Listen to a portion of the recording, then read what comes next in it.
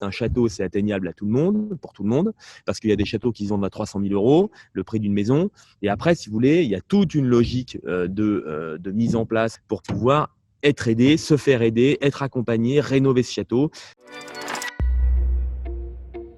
J'ai acheté donc en 2016 la forteresse de Saint-Vidal, qui est une forteresse médiévale très ancienne et l'une des mieux conservées de la région Auvergne. Cette vieille forteresse médiévale qui était très abîmée nécessitait d'être rénovée, réhabilitée intégralement. J'ai construit ce projet autour des spectacles, autour de l'animation culturelle du lieu. Fort de ce premier succès, j'ai souhaité déployer un deuxième projet à travers le château de la Barbin, 1000 ans d'histoire jonché sur ce rocher, propriété des moines de l'abbaye de Saint-Victor, du roi René d'Anjou, de la famille de Forbin pendant 500 ans, qui a permis de rattacher le comté de Provence au royaume de France.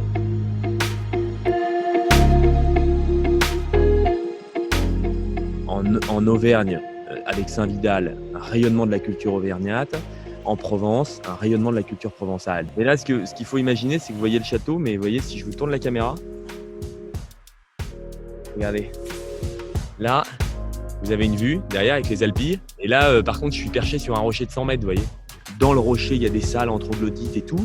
Et puis après, plus vous montez dans les couches, plus vous avez les époques qui succèdent, jusqu'à une partie qui est même début 20e. Et à chaque siècle, il y a eu des ajouts.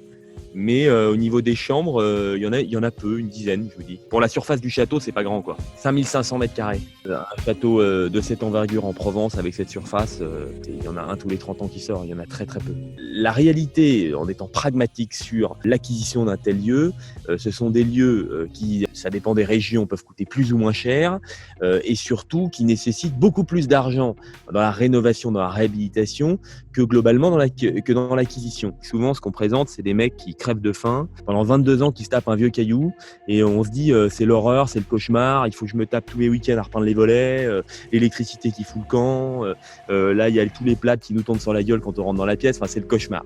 Et donc en fait, moi je déteste cette approche-là, parce que la réalité c'est qu'il y a plein de leviers pour pouvoir être aidé, il y a plein de gens qui sont sensibles à cette cause-là. Un château, c'est atteignable à tout le monde, pour tout le monde, parce qu'il y a des châteaux qui se vendent à 300 000 €, le prix d'une maison. Et après, si vous voulez, il y a toute une logique de mise en place pour pouvoir être aidé, se faire aider, être accompagné, rénover ce château. Si on sent qu'on n'a pas les épaules de prendre un château de 5500 mètres carrés, il faut acheter un château qu'en fait 300, ça existe aussi, il y en a des ravissants. Et quelques jours, on me disait, des gens de la population disaient c'est notre château. Ils me disent oui, c'est pas le nôtre sur le papier, mais c'est le nôtre dans l'histoire et on y est tous attachés. Je crois que ça vaut le coup, quoi.